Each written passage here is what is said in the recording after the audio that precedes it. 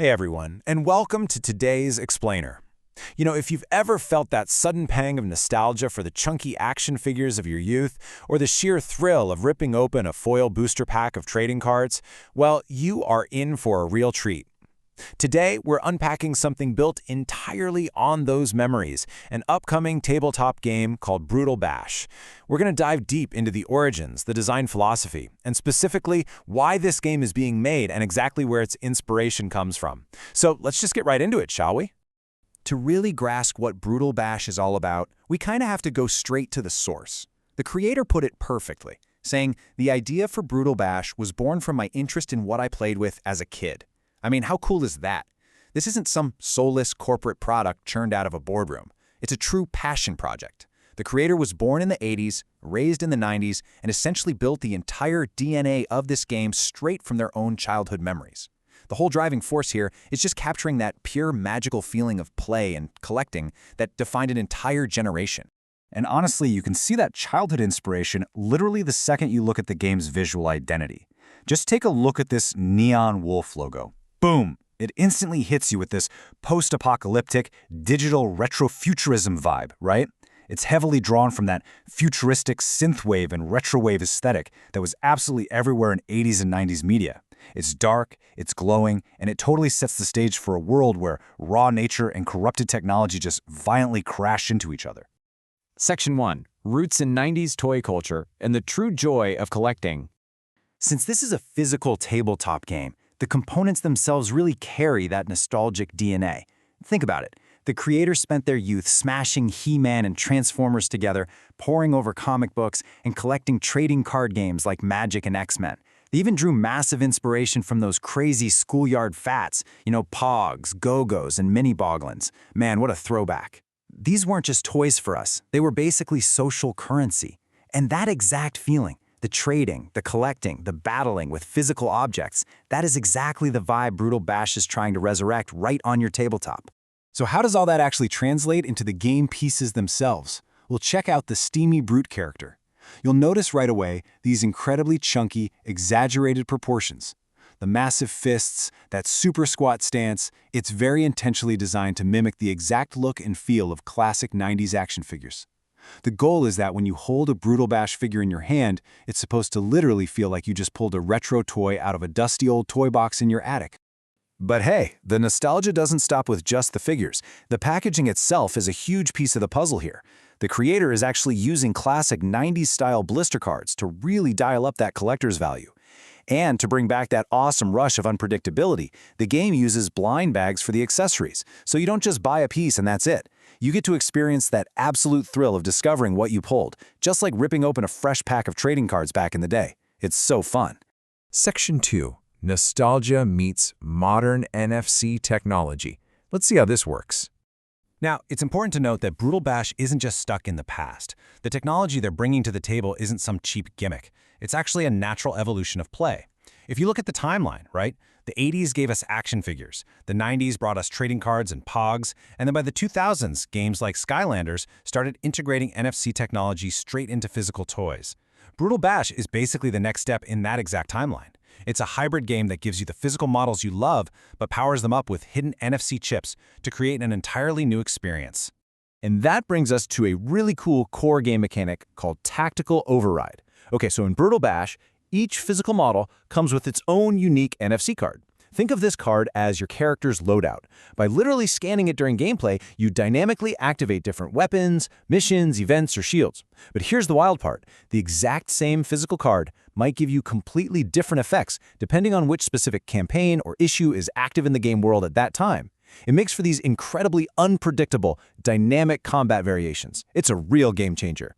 And remember that true joy of collecting we were just talking about? Yeah, that totally applies to the NFC cards too. They come in these 4-card booster packs.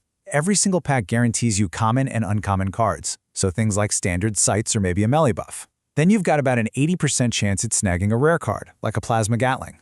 But for the hardcore collectors out there, there's a 1 to 2% chance to pull what they call a super glitch card. This is an algorithm so incredibly powerful, it practically breaks the rules of the game. Now, if you're worrying about game balance, don't. A back-end database actually controls all the card effects, which means the creators can tweak the stats and keep things fair, even when someone drops an ultra-rare pull on the table.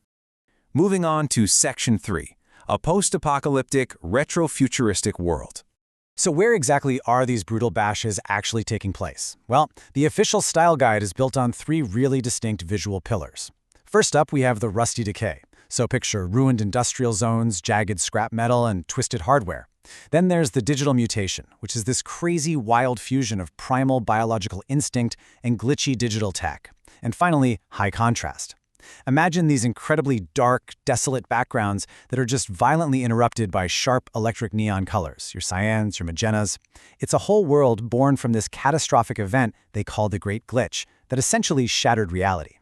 And fighting over the scraps of this shattered reality are 2 very distinct factions. On one side, we have the Doombeasts, led by figures like this alpha here. Before the system totally collapsed, these guys were literally just regular dogs and wolves. But now they are these terrifying, glitch-infected predators that have developed a literal 6th sense for data sense. They actually hunt down the electromagnetic radiation of NFC tags just to survive.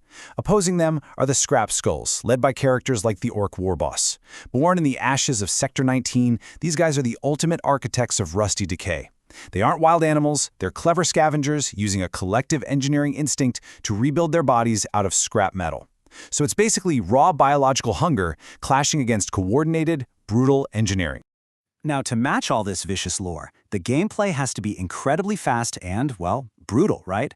All the combat plays out on this super streamlined 6x6 grid. When it's your turn, you simply pick one of 3 actions for your figure. You move, you engage in melee, or you shoot. That's it. And your distance for moving and shooting, it's entirely dictated by just one single stat, your unit's speed. This design choice is brilliant because it keeps the tempo incredibly high. You're never bogged down doing complex measurements with a tape measure. You're just constantly making these rapid-fire snap tactical decisions. Let's look a little closer at how those tactical decisions actually play out on the board. In close quarters melee combat, there is this fantastic push mechanic.